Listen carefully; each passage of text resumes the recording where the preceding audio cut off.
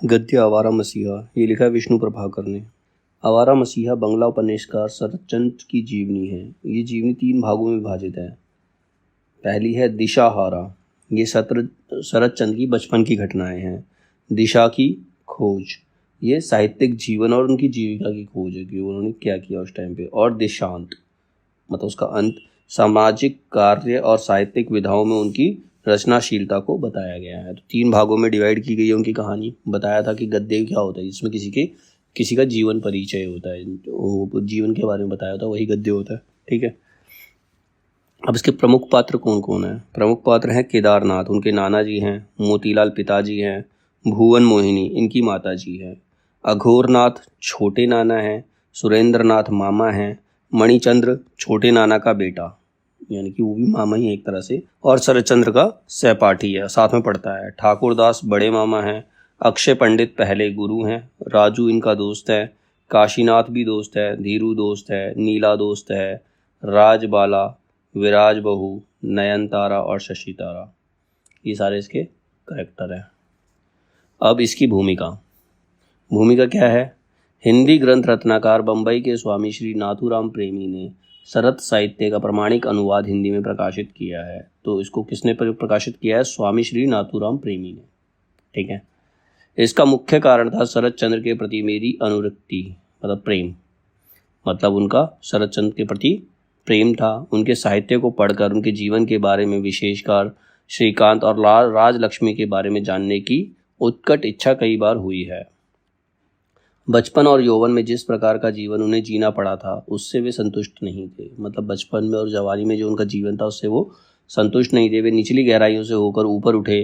प्रारंभिक जीवन में जिस अभाव, अपमान और उपेक्षा से उन्हें गुजरना पड़ा, उससे उनके कलाकार को तो बल मिला, पर उनका जीवन टूट गया। जीवन संध्या में क्या सचमुच उन्हें इस बात का दुख था? मतलब जब जीवन के अंतिम समय में, जीवन संध्या का मतलब जीवन के अंतिम समय में, क्या उन्हें इस बात का दुख था कि उन्होंने आवारगी का जीवन बिताया, नाना प्रकार के वास्तव और अवास्तविक प्रेम प्रपंच किए, उनके जीवन में असफल और सफल प्रेम हुए, आवारा जीवन उन्होंने बिताया, क्या इस बात का उन्हें अफसोस था? अंत में इस पुस्तक की सामग्री के 3 प्रमुख स्रोत रहे हैं। एक तो उन व्यक्तियों से साक्षात्कार जो किसी न किसी रूप में शरद बाबू से संबंधित रहे, मतलब उन लोगों का इंटरव्यू है इसके अंदर, उन लोगों के बारे में बताया गया जिससे वो जो शरद से रिलेटेड थे। दूसरे उनके समकालीन मित्रों के लेख संस्मरण, और तीसरे उनकी अपनी रचनाओं में इधर उधर बिखरे वे स्थल और प्रसंग जिनका उनके जीवन से सीधा संबंध रहा। इतने अनुभव के बाद उन्हें ढूंढ लेना बहुत कठिन नहीं हुआ। मतलब इतना सब कुछ देखने के बाद, पढ़ने के बाद, लोगों के बारे में जानने के बाद उनके बारे में सारी बातें क्लियर हो जाती हैं। ठीक है। अब उनकी पुस्तक क्या है? इस तरह मोतीलाल की सारी कला साधना व्यर्थता में ही सफल हुई। परिवार का भरण पोषण उनके लिए असंभव हो गया। यह देखकर शरद की माँ भुवन मोहिनी ने पहले तो पति को बहुत कुछ कहा सुना। मतलब इनके जो पिता थे ना मोतीलाल, उनकी कला साधना जो थी उस व्यर्थ थी, मतलब ज़्यादा सफल हुई नहीं थी। तो ये देखकर शरद की माँ जो भुवन मोहिनी है, उन्होंने पहले तो पति को बहुत कुछ कहा सुना, फिर अपने पिता केदारनाथ से याचना की कि एक दिन सबको लेकर भागलपुर चली आई। मतलब वो अपने पति को छोड़ करके अपने पिता के घर चली गई, यानी कि उनके नाना के घर चली गई। मोतीलाल एक बार फिर घर जमाई होकर रहने लगे, साथ में उनके पिता भी उनके साथ ही चले गए। इसीलिए सब बात निसंकोच कही जा सकती कि बालक शरद का साहित्य से प्रेम परिचय आंसुओं के माध्यम से हुआ। मतलब जाना साहित्य के बारे में, लेकिन किसके माध्यम से? आंसू के, भूख से।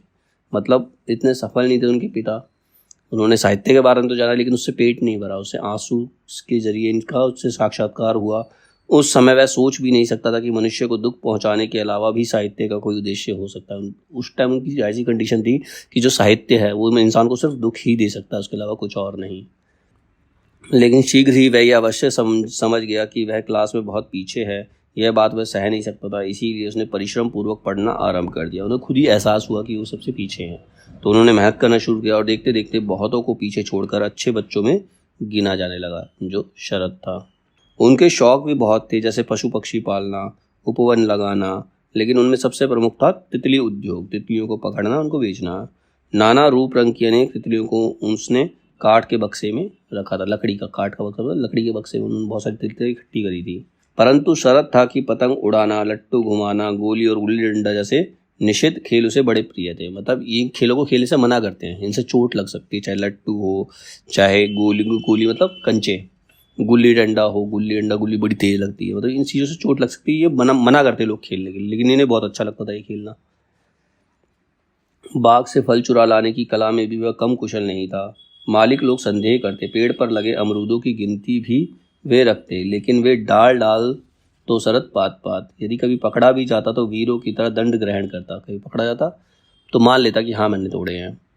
कथा शिल्पी शरत चंद्र के सभी प्रसिद्ध पात्र देवदास, श्रीकांत, दुर्दांत राम और सब चाचाची इस कला में निष्णांत थे। वह खिलाड़ी था, विद्रोही भी उसे कह सकते हैं। वह बदमाश किसी भी दृष्टि से नहीं था, वो एक खिलाड़ी था। पिता की तरह उसमें भी प्रचुर मात्रा में सौंदर्य बोध था, मतलब प्रकृति के सौंदर्य को अच्छे से समझता था।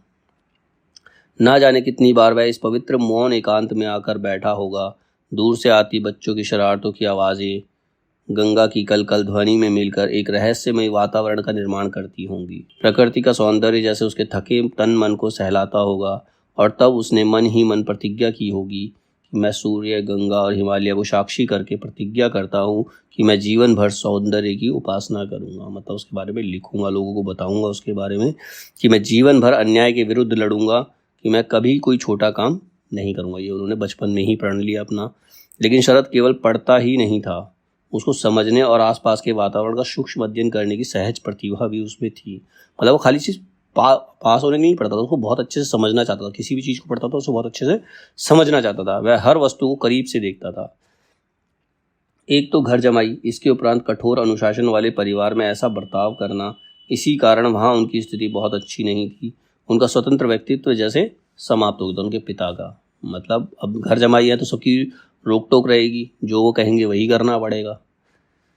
देवानंदपुर बंगाल का एक साधारण सा गांव है, हरा भरा ताल तलैयों, नारियल और केले के वृक्षों से पूर्ण। मलेरिया की प्रचुरता भी कम नहीं है, मतलब वहाँ पेड़ पौधे हैं, मलेरिया वाले मच्छर भी बहुत हैं। नवाबी शासन में यह फारसी भाषा की शिक्षा का केंद्र था, मतलब उस समय वहाँ पर फारसी शिक्षा का ज़्यादा बोलबाला था। इसी गांव में 15 सितंबर 1876 15 सितंबर 1876 शुक्रवार की संध्या को शरद का जन्म हुआ। यहीं उसका बाल्यकाल अत्यंत अभाव में आरंभ हुआ। उनका जन्म हुआ तो पिता तो घर जमावी थे, तो इतने आर्थिक कंडीशन कितनी अच्छी नहीं थी। माँ ना जाने कैसे गृहस्थी चलाती थी, जानती थी कि पति कैसे हैं। उनसे शिकवा शिकायत करना व्यर्थ है, सार्थक यही है कि घर की शोभा बनी रहे। उन्होंने ना कभी गहनों की मांग की, ना कीमती पोशाक की। आत्मोत्सर्ग ही मानो उनका दया था, मतलब वो सब कुछ झोंक दिया उन्होंने अपने परिवार को पालने के लिए, और किसी चीज़ की कोई डिमांड करी नहीं। इनकी माँ ने, शरद की माँ ने। जब भागलपुर में वह रहती थी तब चाचाओं के इतने बड़े परिवार में यह उन्हीं का अधिकार था कि सब माओं के बच्चों को अपनी छाती से चिपकाकर उनकी देख रेख करे। कौन कब आएगा, कौन कब जाएगा, किसको क्या कब खाना है, ऐसे असंख्य प्रश्नों को सुलझाने में उन्हें सांस लेने की फुर्सत नहीं मिलती। मतलब जब वो अपने ससुराल में रहती थी तो सबकी देख रेख वही करती थी, उसे किसी भी चीज़ का टाइम नहीं मिलता था। ये उनकी माँ के बारे में बताया है। धीरू को एक शौक था, करौंदों की ऋतु आती तो वह उनकी माला तैयार करती और शरद को भेंट कर देती। शायद माल्या और प्रण का अर्थ वह तब नहीं जानती थी। मतलब उनकी कोई दोस्त थी, जब भी करौंदे फल फ्रूट होता है एक तरह का, करौंदा जो होता है, उसकी ऋतु आती तो उसकी माला बनाकर उसको दे देती थी। लेकिन समय के देवता ने एक ना एक दिन यह रहस्य उन दोनों को समझा ही दिया होगा। वैसे उन दोनों का संबंध कम रहस्यमय नहीं था, मतलब सबको क्लियर नहीं था उनके बारे में। उस दिन फिर शरद को माँ के हाथों मार खानी पड़ी। धीरू फिर पिटी, लेकिन दोनों की मित्रता में इससे कोई अंतर नहीं पड़ा। वे निरंतर प्रगाढ़ ही होती गई, मतलब उनकी दोस्ती दिन पर दिन गहरी होती चली गई। बहुत दिन बाद शैशव की इस संगनी को आधार बनाकर शरद ने अपनी कई उपन्यासों की नायिकाओं का सृजन किया। मतलब उसी को उसने बनाकर, उसी के कैरेक्टर को लेकर उसने अपने कई उपन्यासों की नायिका के रूप में उसे व्यक्त किया शरद ने। शरद सुंदर नहीं था, आंखों को छोड़कर उसमें कोई विशेषता नहीं थी, लेकिन आंखों की यह चमक ही सामने वाले को बांध लेती थी। वर्ण श्यामता की ओर था, मतलब रंग काला था, और देह थी खूब रोगी, मतलब बिल्कुल दुबला पतला, लेकिन पैर हिरन की तरह दौड़ने में मजबूत थे। बिल्ली की तरह पेड़ों पर चढ़ जाता था। बुद्धि भी तीक्ष्ण थी, मतलब बुद्धि भी बहुत तेज थी, लेकिन दिशाहीन कठोर अनुशासन के कारण उसका प्रयोग पथभ्रष्टता से अधिक होता था। मतलब अब कई बार क्या होता है ना, जब फैमिली ज़्यादा ही स्ट्रिक्ट होती है तो बच्चे का टैलेंट दबकर रह जाता है, बच्चे का टैलेंट बाहर कोई निकल ही नहीं पाता। तो वो उनके साथ भी हुआ। शरद चोर नहीं था, घर में बेहद कंगाली थी, पर उसने कभी अपनी चिंता नहीं की। वह वास्तव में रॉबिन हुड के समान दुस्साहसी और परोपकारी था। मतलब कोई भी गलत काम करने को तैयार होता था, लेकिन दूसरों के भले के लिए, दूसरों के फायदे के लिए। अर्धरात्रि के निविड़ अंधकार में वह, जब मनुष्य तो क्या कुत्ते भी बाहर निकलने में डरते थे, वह चुपचाप पूर्ण निर्दिष्ट बाग में या ताल पर पहुंचकर अपना काम कर लाता था। मतलब फल वगैरह चुरा ही लाता था। इस शुभ कार्य में उसके कई सहचर थे, साथी भी थे, परंतु उनमें सबसे प्रमुख था सदानंद। सूक्ष्म पर्यवेक्षण की प्रवृत्ति उनमें बचपन से ही थी। मतलब हर किसी भी चीज़ को बहुत डिटेल में देखना, ये उनकी बचपन की आदत थी। जो कुछ भी देखता उसकी गहराई में जाने का प्रयत्न करता, और यही अभ्यगता उन्हें उनकी प्रेरणा बन जाती। गांव में एक ब्राह्मण की बेटी थी, बाल विधवा। मतलब बचपन में इसका ब्याह हो गया तो उसके पति का देहांत हो गया, तो बचपन में ही बाल विधवा हो गई। उसका नाम था नीरू। 32 साल की उम्र में, 32 ईयर्स की उम्र तक कोई कलंक उसके चरित्र को छू भी नहीं पाया था। मतलब उस जो बचपन में ही विधवा हो गई थी, उसे पर कोई कलंक नहीं था। सुशीला, परोपकारिणी, धर्मशीला और कर्मठ होने के नाते वह प्रसिद्ध थी। गांव में एक भी घर ऐसा नहीं था जिसने उससे किसी न किसी रूप में सहायता ना पाई हो। शरद उसे दीदी कहकर पुकारता था। मतलब उसको दीदी कहता था। दीदी भी उसे बहुत प्यार करती थी। दोनों एक ही पर दुख कातर जाति के व्यक्ति थे ना।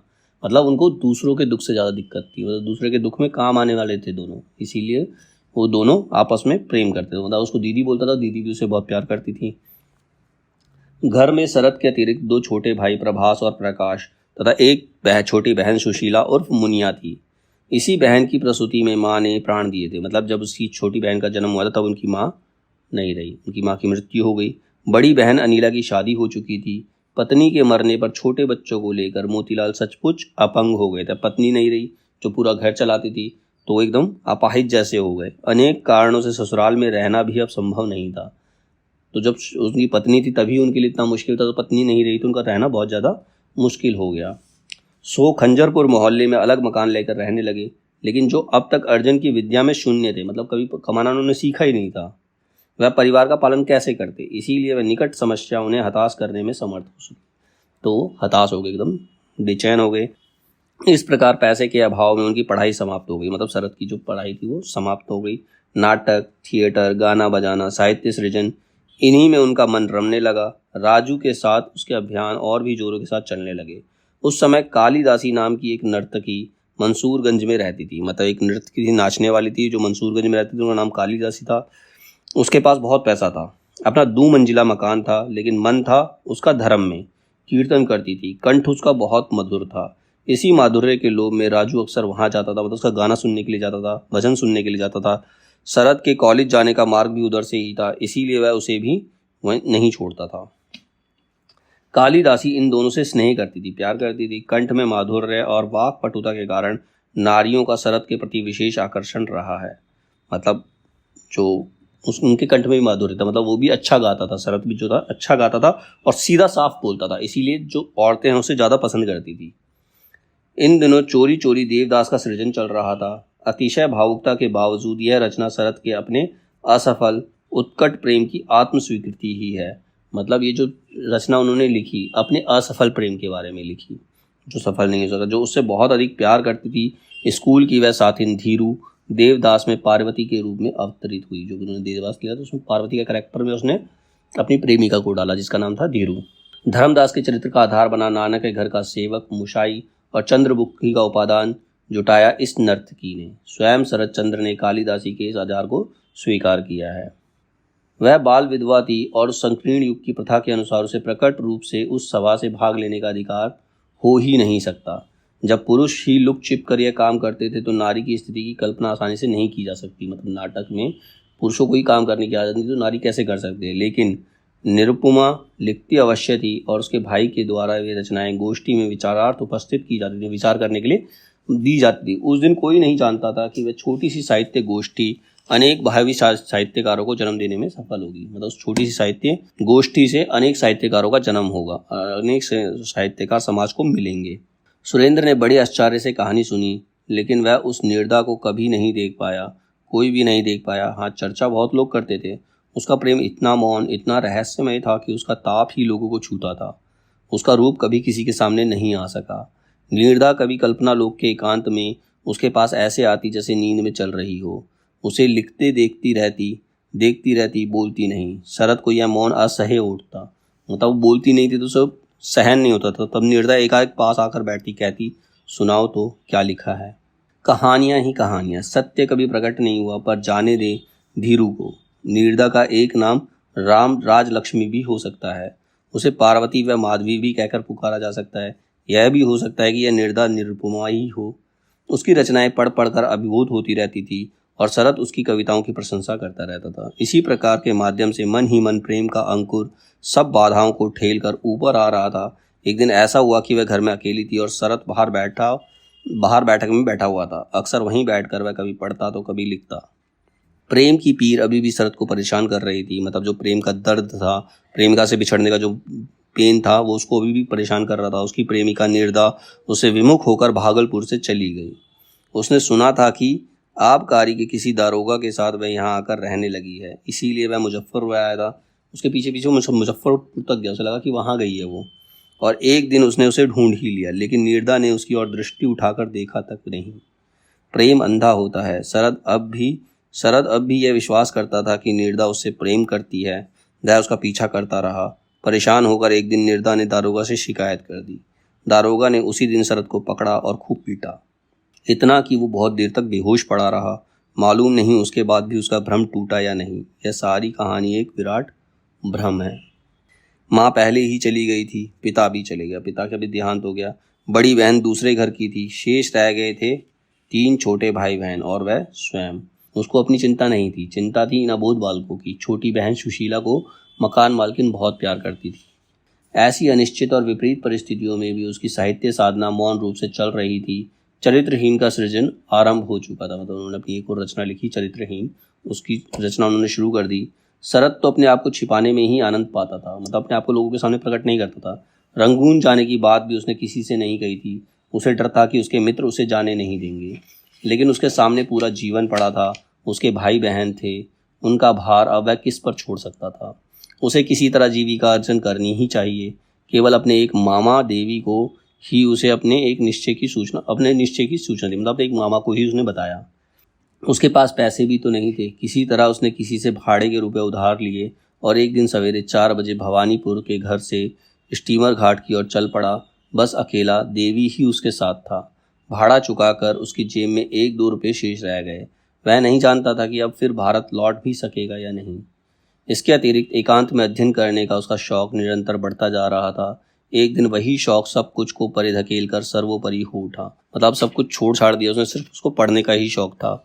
तब कोई कल्पना भी नहीं कर सकता था कि इस पलायन के पीछे उसके लेखक बनने की मौन साधना छिपी हुई है। स्वामी जी मुस्कुराए, उत्तर दिया, इस संसार में जिसको हम दुख कहते हैं, वह तो अवास्तविक दुख नहीं है, वह तो उसकी दीक्षा है। सुख पाते ही मनुष्य उसको भूल जाता है। व्यथा रूपी दुख पाने पर ही उसके मन में समझ आती है। शरद ने बहुमुखी प्रतिभा के धनी रविंद्रनाथ के समान न केवल साहित्य में बल्कि संगीत और चित्रकला में भी रुचि ली थी। मतलब उन्हें लिखने के अलावा संगीत का और चित्रकला का भी शौक था, यानी कि आर्ट का भी शौक था। यद्यपि इन क्षेत्रों में उनकी कोई उपलब्धि नहीं है, पर इस बात के प्रमाण अवश्य उपलब्ध हैं कि कई वर्ष तक उसने चित्रकला की साधना की थी और बहुत से चित्र भी बनाए थे। वह नारी प्रचलित अर्थों में उनकी पत्नी नहीं थी। हिंदू रीति से बारात चढ़ाकर अग्नि के चारों ओर फेरे लेकर उसने विवाह नहीं किया था, लेकिन वह उसकी जीवन संगिनी निश्चय ही थी, मतलब जिससे उन्होंने विवाह किया।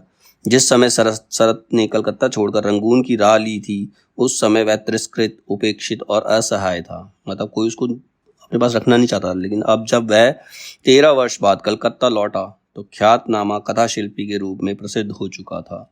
मतलब उसका वो एक कथा शिल्पी के रूप में प्रसिद्ध हो चुका, मतलब फेमस हो चुका था। वह अब वह नहीं रह गया था, वे के पद पर प्रतिष्ठित हो गया था, मतलब अब उसकी इज्जत बढ़ गई थी। वह से वो वे हो गया। आरक्षणिया एक मार्मिक कथा है। पहले उसका अंत उन्होंने नायिका की आत्महत्या से किया था।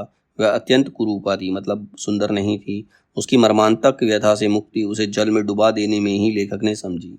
परंतु ऐसा लगता है कि यह अंत ना तो पाठकों को ही स्वीकार हुआ, न लेखक को ही अच्छा लगा, विशेषकर प्रकाशक को भी अच्छा नहीं लगा। शरद चंद्र के जीवन का सर्व स्वर्ण युग जैसे अब आ गया था। देखते ही देखते उनकी रचनाएं बंगाल पर छा गई। एक के बाद एक श्रीकांत की प्रथम पर्व, देवदास निष्कृति, चरित्रहीन, काशीनाथ पुस्तक के रूप में प्रकाशित होते चले गए। एकादश वैरागी, श्रीकांत द्वितीय पर्व, ग्रहदा, स्वामी दत्ता, अमाराश्य का लिखना और पत्रों में प्रकाशित होना भी चलता रहा। अपनी अपनी रुचि और दृष्टि से पाठकों और आलोचकों ने प्रत्येक रचनाओं की सराहना भी की, मतलब उनकी प्रशंसा भी की। चरित्रहीन में जिस नारी चरित्र की सृष्टि हुई है उसकी समाज में कभी कमी नहीं रही है। और फिर शरतचंद्र ने तो सभी चरित्रहीनों को चरित्र की धर्म प्राण हिंदू की तरह रक्षा की है। मतलब जितने भी चरित्रहीन उनके बारे में लिखा और उनकी रक्षा की, लेकिन समाज में वे ही धर्म प्राण व्यक्ति उनके विरुद्ध हो उठे। मतलब जब उन्होंने ये लिखा तो बहुत सारे ऐसे धार्मिक व्यक्ति थे जो उनके खिलाफ हो गए। उनमें दो नारियां भी थी, दो विधवाएं थी। एक प्रौढ़ा थी, मतलब बूढ़ी थी, दूसरी युवती। अवसर पाकर वह युवती के उनके पास आई, उन्हें प्रणाम किया और ऐसे देखने लगी जैसे बहुत दिनों से परिचित हो। मधुर स्वर में बोली, आपने मुझे बचाया है, आप गुरु हैं, मैं आपकी विशेष रूप से कृतज्ञ हूँ। अवाक शरत बोले, मैंने तुम्हें बचाया है? कब? कहाँ? मैंने तो कभी तुम्हें पहले देखा भी नहीं। युवती का रंग जैसे गोरा था वैसी ही उसकी मुखश्री थी। उसने शरत बाबू को अपनी कहानी कह सुनाई। बोली, मेरे पिता बंगाल के बाहर किसी कॉलेज में अध्यापक हैं। जब मेरी उम्र 2 साल की थी तब मेरी माँ मर गई थी। तब से पिता ने ही मुझे पाल पोस कर बड़ा किया है। विवाह 17 वर्ष की आयु में हुआ, लेकिन इसी काशी में केवल 3 दिन के बुखार में मेरे पति की मृत्यु हो गई। मैं फिर पिता के पास लौट आई। भुला रखने के लिए उन्होंने मुझे फिर से पढ़ाना आरंभ कर दिया। उनका एक छात्र था, हमारे ही घर में रहता था। पिता उससे बहुत स्नेह करते थे। क्लास में किस दिन कौन सा लेक्चर होगा इसका हिसाब किताब उसी के पास था। सारी ज़रूरत की किताबें और नोट्स की कापियाँ भी वही ठीक रखता था। मैं उससे गणित और साहित्य पढ़ती थी और इसी तरह 1.5 वर्ष बीत गया। इससे मिलने जुलने के कारण हम दोनों में काफ़ी परिवर्तन हो गया था। वह लड़का इस बात को समझता था। उसने एक दिन पिताजी से कहा, मैं अब नहीं पढ़ा सकूंगा। पिताजी सब कुछ समझ गए। मुझ पर उन्हें क्रोध भी आया और इसीलिए मुझे उन्होंने बरानगर कलकत्ता भेज दिया। मगर मेरा दिल वहीं अटका रहा। कुछ ही दिन बीते होंगे कि ना जाने कैसे हम दोनों में चिट्ठी पत्री आरंभ हो गई और फिर वह लड़का भी एक दिन कलकत्ता आ पहुंचा। अब हम दोनों नियमित रूप से मिलने लगे। अंत में एक दिन वह भी आया जब हमने निश्चय किया कि कुछ भी क्यों ना हो हम लोग कहीं भाग चलें और सदा के लिए एक हो जाएं। वह दिन भी निश्चित हो गया। यह तय हो गया कि उस रात मैं जागती रहूंगी। 2 बजे वह गाड़ी लेकर आएगा। नीचे जिस कमरे में मैं सोती हूँ उसी खिड़की पर एक दस्तक देगा और मैं सदा के लिए घर से निकल जाऊंगी। एक क्षण के लिए लड़की रुकी, फिर बोली, उस दिन की बात मैं आसानी से नहीं भूलूंगी। वह सारा समय एक विचित्र बेचैनी, चिंता और उत्तेजना के बीच कट गया। अभी तो रात भर जागना था। शाम को मैंने अपने ममेरे भाई से कहा, मुझे लाइब्रेरी से एक अच्छा सा उपन्यास ला दो। सोचा था पढ़कर जागती रहूंगी, इसीलिए मोटा सा उपन्यास लाने को कहा। वह एक उपन्यास ले आया। अच्छा काटा खासा मोटा उपन्यास था। नाम था चरित्रहीन। पढ़ते ही मेरा कलेजा धड़कने लगा। सोचा, यह प्रकृति का कैसा परिहास है। क्या मैं चरित्रहीन होने नहीं जा रही? खाना पीना होने के बाद सभी सोने चले गए। मैंने किताब हाथ में लेकर कमरे में अर्गला बंद कर कुंडी लगा ली और पढ़ने लगी। जब किताब खत्म हुई तब रात के 2 बज रहे थे। तब तक मैंने अपना कर्तव्य निश्चित कर लिया था। चरित्रहीन की किरणमयी ने मुझे उबार लिया। मतलब उसका उपन्यास पढ़कर उसका डिसीजन चेंज हो गया। ठीक समय पर खिड़की पर दस्तक पड़ी। समझ गई कि वह आ गया है। खिड़की पर आकर मैंने उससे विनती की, मुझे क्षमा करो, मैं नहीं जा सकती। उस समय के उसके निराश मुख की वह छवि मैं कभी नहीं भूल सकूंगी। लगा जैसे मैंने उसके पैरों के तले से धरती हटा ली है। किसी तरह उसने कहा, सारा इंतजाम हो गया है, रेल का टिकट भी खरीद लिया है। मैंने हाथ जोड़कर कहा, मुझसे अन्याय हुआ, मुझे क्षमा कर दो, मैं नहीं जा सकूंगी।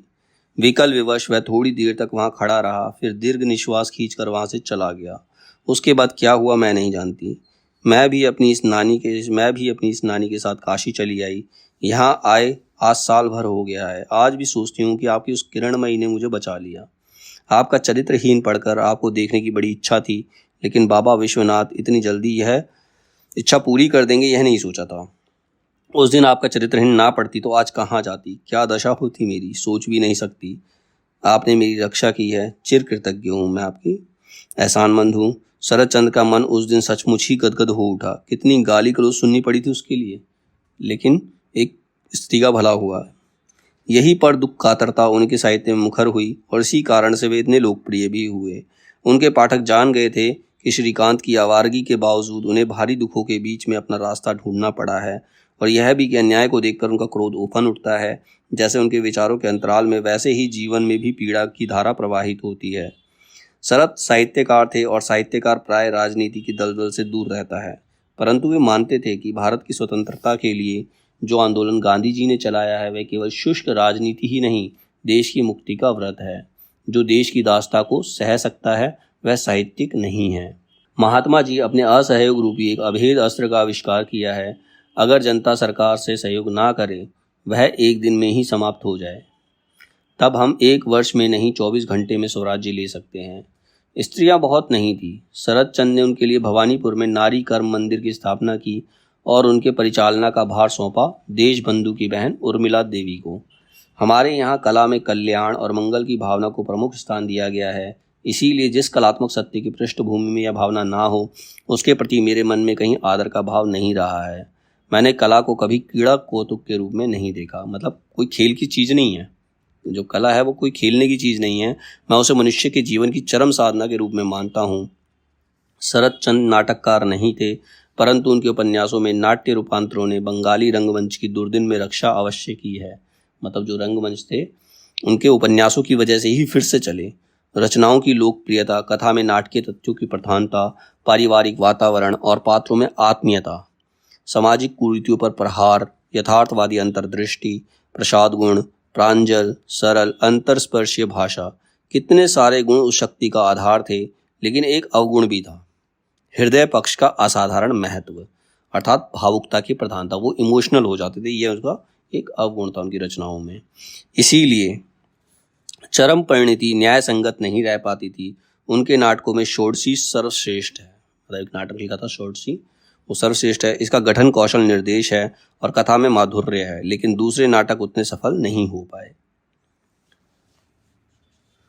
शरत बाबू ने अपने साहित्य में स्पष्ट रूप से अंकित किया है कि पुरुषों के बनाए हुए झूठे शास्त्र केवल स्त्रियों को बांध रखने की बेड़ियां हैं।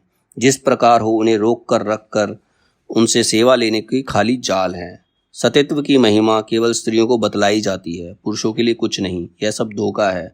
उसी अन्याय के प्रति उन्होंने युद्ध करने की घोषणा की और सचमुच वे जीवन भर लड़ते रहे। इसी कारण सही अर्थों में वे नारी जाति के मसीहा बन गए। इसी कारण बंगाल की नारियों ने उनका अभूतपूर्व अभिनंदन किया। उनकी 57 जन्म जयंती पर 57वीं जन्म जयंती के अवसर पर उनको अभिनंदन पत्र भेंट करते हुए गदगद होकर उन्होंने कहा, पराधीन देश के अधपतित समाज की असहाय अंतःपुरचारिणी के हृदय की मूक आनंद वेदना को तुमने भाषा से मूर्त कर दिया। मतलब नारियों की जो दर्द है अपनी भाषा से तुमने उसको जिंदा कर दिया, जीवित कर दिया। उनके दुर्गतिपूर्ण जीवन के सुख दुखों को की सभी अनुभूतियों को निविड़ सहानुभूति में डालकर तुमने साहित्य में सत्य करके प्रत्यक्षा करा दिया है। तुम्हारी अनाविष्ट दृष्टि, सूक्ष्म पर्यवेक्षण सामर्थ्य, सुगंभीर उपलब्धि, शक्ति तथा विचित्र मानव चरित्र की अदर्शस्पर्शी अभिज्ञता ने निखिल नारी चित्र की निगूढ़ प्रकृति का गुप्तमम पा लिया है। नारी चरित्र के परम रहस्य ज्ञाता हम लोग तुम्हारी वंदना करते हैं। मतलब जितनी भी स्त्रियां थी उन्होंने उनका सम्मान किया और उन्होंने बताया कि तुमने हमारे दुख दर्द को सही समझा, उसका सूक्ष्म पर्यवेक्षण किया और उसको अपनी रचनाओं में डाला, तो हम तुम्हारी वंदना करते हैं। तुम नारी चरित्र के बारे में सही रहस्यदाता हो, तुम उसके रहस्य को सही प्रकट कर सकते हो। सब तरह का आत्मापमान तथा सब तरह की हीनता की हालत में भी नारी की प्राकृतिक विशेषताएं सब देशों के सब समाजों में मौजूद हैं। तुमने उसके अकृत्रिम रूप को अप्रत्यक्ष किया है। मतलब जो लोगों को दिखाई नहीं देता वो दिखाया तुमने। उसकी सत्य प्रकृति का अध्ययन किया है। हे सन्नारियों के अंतर्यामी, हम तुम्हारी वंदना करते हैं। तो ये उनके लिए बहुत बड़ी बात थी। आज के इस विशेष दिन हम ये बताने आए हैं कि हम तुम्हारा सम्मान करते हैं।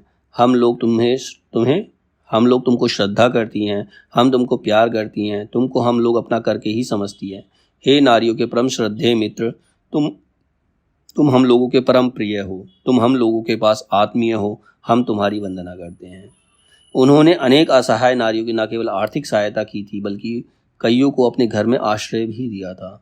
शिवपुर के एक युवक प्रतुल मुखर्जी को वे बहुत अरसे से जानते थे। उसने अपने परिजनों और मित्रों के विरोध के बावजूद दुर्गा देवी नाम की एक विधवा से विवाह किया था। विरोध के उस वातावरण में दुर्गा देवी को शरत बाबू ने कुछ समय के लिए अपने घर में शरण भी दी थी, क्योंकि लोगों का विद्रोह था तो उसको मार देना चाहते थे, लेकिन उन्होंने अपने घर में रखा और लिखना पढ़ना सिखाने की चेष्टा भी की। समाज के सभी वर्गों की नारियों ने उनके सदा सहज और आत्मीय संबंध रहे हैं। उनकी कहानियां सुनने को वे नारियां जैसे ललायित रहती थी। उनके कहने की भाव भंगिमा पर वो मुग्ध थी। उनके विचारों पर वे प्राण निछावर करती थी। ऐसा निस्वार्थ, ऐसा उदार, ऐसा मुक्त मनुष्य अब से पहले उन्होंने कभी नहीं देखा था। उनकी इसी अगाध भक्ति के कारण तो वे उन्हें जान सके और उनके प्रति होने वाले अन्याय के विरुद्ध संघर्ष कर सके, उन्हें मनुष्य की मर्यादा दिला सके। पद दलित नारी को जिन्होंने मनुष्य के पद पर प्रतिष्ठित किया, वह शरद चंद इस बर्बर प्रताप की बात सुनकर कैसे शांत रह सकते थे। लेकिन वे सज्जन अब भी विभ्रांत हो रहे हैं, समझ नहीं पा रहे थे कि उनकी प्रशंसा करने की बजाय शरद चंद ने डांट क्यों रहे हैं।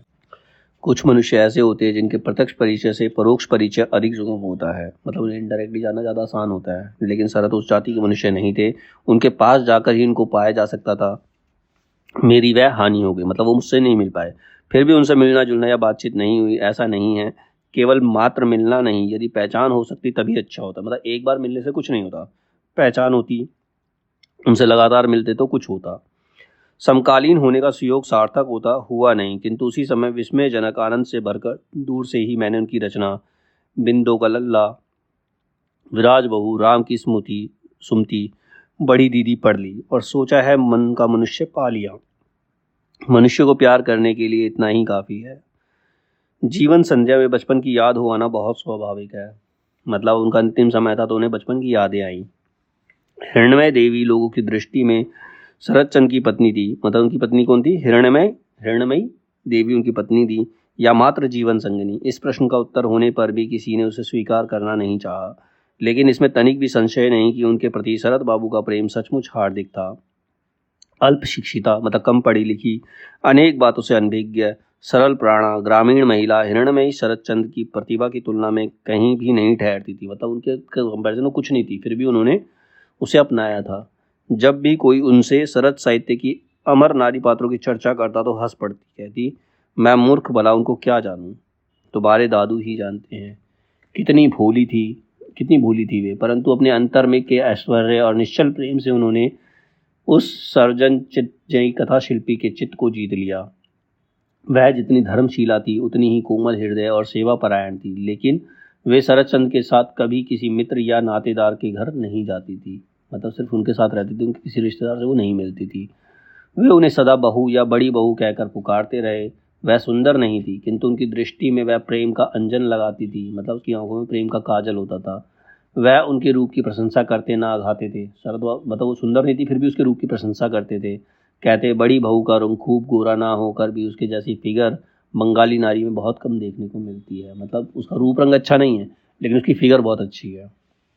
समय समय पर अपने मित्रों और प्रशंसकों को जो उन्होंने पत्र लिखे, उसमें उन्होंने बड़ी आत्मीयता के साथ अपने गृहस्थ जीवन की चर्चा की है और अपनी सफलता का श्रेय बड़ी बहू को दिया है। उनके पात्रों में यह भी पता लगता है कि हिरण्मय देवी उनके खान पान, आने जाने पर अंकुश रखती थी। मतलब उन चीज़ों पर अंकुश रखती थी कि उनकी सेहत खराब ना हो। एक शेर तंबाकू 7 दिन चलाने का आदेश था। तंबाकू खाते थे तो कहती थी एक शेर तंबाकू जो है 7 दिन चलाना पड़ेगा।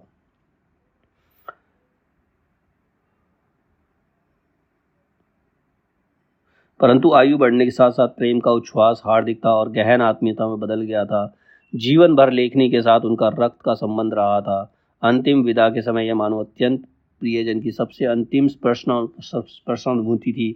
एक दिन पूर्व उन्होंने अपना वसीयतनामा भी लिखवा दिया था। मतलब मरने से एक दिन पहले उन्होंने अपना वसीयतनामा लिखा। सब कुछ अपनी पत्नी हिरण्मयी देवी के नाम कर दिया। अपना सब कुछ उन्होंने अपनी पत्नी के नाम कर दिया। उस दिन 16 जनवरी रविवार सन 1938, तदनुसार 2 माघ 1344 1344 हिंदी महीने से देखे तो, और पौष पूर्णिमा का दिन था। सवेरे के 10 बजे भारत के अपराजय कथा शिल्पी, जनप्रिय साहित्यिक ने अंतिम सांस ली। उस समय उनकी आयु थी 61 वर्ष 4 मास, 61 ईयर 4 मंथ्स। स्वयं एक दिन उन्होंने कहा था, मेरा जीवन अंततः मानो एक उपन्यास ही है। इस उपन्यास में मैंने सब कुछ किया, पर छोटा काम कभी नहीं किया। जब मरूंगा निर्मल खाता छोड़ जाऊंगा, उसके बीच स्याही का दाग कहीं नहीं होगा।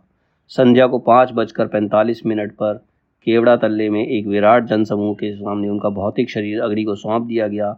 शेष रह गई बेशुमार अटपटी यादें और रह गया उनका विपुल साहित्य, जो अन्याय के विरुद्ध उनके सतत युद्ध का अमर साक्षी है। और साक्षी है उनके इस दावे का कि मैंने अनीति का प्रचार करने के लिए कलम नहीं पकड़ी, उन्होंने कभी अनीति का साथ नहीं दिया। मैंने तो मनुष्य के अंतर में छिपी हुई मनुष्यता की उस महिमा को, जिसे सब नहीं देख पाते, नाना रूपों में अंकित करके प्रस्तुत किया है।